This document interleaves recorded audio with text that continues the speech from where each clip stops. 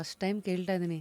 ಅಂದರೆ ಸಮಾಜದ ಮೇಲಿರೋ ಕಾಳಜಿ ಏನೋ ಖಂಡಿತ ವಾಪಸ್ ಕೊಡಬೇಕು ಅದು ಗೊತ್ತಿತ್ತು, ಬಟ್ ಸಮಾಜ ಋಣ ಅನ್ನೋ ಪದನೇ ಖಂಡಿತ ಎಲ್ಲರೂ ಖಂಡಿತ ಹಿಂಗೆ ಯೋಚನೆ ಮಾಡೋದು. ನೋಡಿಮ್ಮ, ನಾವು ಹುಟ್ಟಿದ್ದು ಸಮಾಜದಿಂದ, ನಾನು ಬೆಳೆಸಿರೋದು ಸಮಾಜ, ನನಗೊಂದು ಶಿಕ್ಷಣ ಕೊಟ್ಟಿರೋದು, ಒಂದು ಅನ್ನ ಹಾಕಿರೋದು, ಒಂದು ಉಸಿರಾಡೋಕ್ಕೆ ಜಾಗ ಕೊಟ್ಟಿರೋದು, ಒಂದು ತೊಟ್ಟು ಕುಡಿಯೋದಕ್ಕೆ ನೀರು ಕೊಟ್ಟಿರೋದು, ನಿಮ್ಮ ಜೊತೆ ನಾವು ಮಾತಾಡ್ತಿದ್ದೀರಲ್ಲ, ಈ ಮಾತು ಎಲ್ಲವನ್ನೂ ಕೊಟ್ಟಿದ್ದು ಸಮಾಜನೇ, ಅದನ್ನು ಬೆಳೆಸ್ತಿರೋದು ಸಮಾಜನೇ. ಬೆಳೆಸಿರೋದೇ ಸಮಾಜನೇ.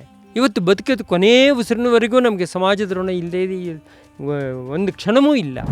ಅಟ್ಲೀಸ್ಟ್ ನಾವು ಇಷ್ಟಾರು ಮಾಡಬೇಡವ. ನಾವು ಇಷ್ಟೊಂದು ಮಾಡಿದ್ರೆ ಏನಾಗುತ್ತೆ ಗೊತ್ತಾ, ಅದು ಲಿಂಕ್ ಒಂದು ಕಡೆಯಿಂದ ಒಂದು ಹೋಗುತ್ತೆ. ಅದರಲ್ಲಿ ಋಷಿ ಋಣ ತೀರುತ್ತೆ, ಮಾತೃ ಋಣ ತೀರುತ್ತೆ, ಪಿತೃಋಣ ಇರುತ್ತೆ, ರಾಷ್ಟ್ರ ಋಣ ತೀರುತ್ತೆ. ಪ್ರತಿಯೊಂದು ಒಂದಕ್ಕೊಂದಕ್ಕೊಂದು ಲಿಂಕ್ ಆಗಿರುತ್ತೆ. ನಾವು ಸಮಾಜವನ್ನು ಯಾವಾಗ ಪ್ರಾಮಾಣಿಕವಾಗಿ ಒಪ್ಕೊಂಡು ನಾವು ಸಮಾಜದವರು ಅಂತಂದು ಅದಕ್ಕೆ ನಾವು ಕೊಡುಗೆಯನ್ನು ಕೊಟ್ಟಾಗ ಮಾತ್ರ ಸಮಾಜ ಋಣಕ್ಕೆ ಒಂದು ಸ್ವಲ್ಪ ನ್ಯಾಯ ಮಾಡಿದ ಹಾಗಾಗುತ್ತೆ. ಫುಲ್ ವಿಡಿಯೋನ ನೋಡಿ ಆನ್ ರ್ಯಾಪಿಡ್ ರಾಶ್ಮೀಸ್ ಯೂಟ್ಯೂಬ್ ಚಾನಲ್.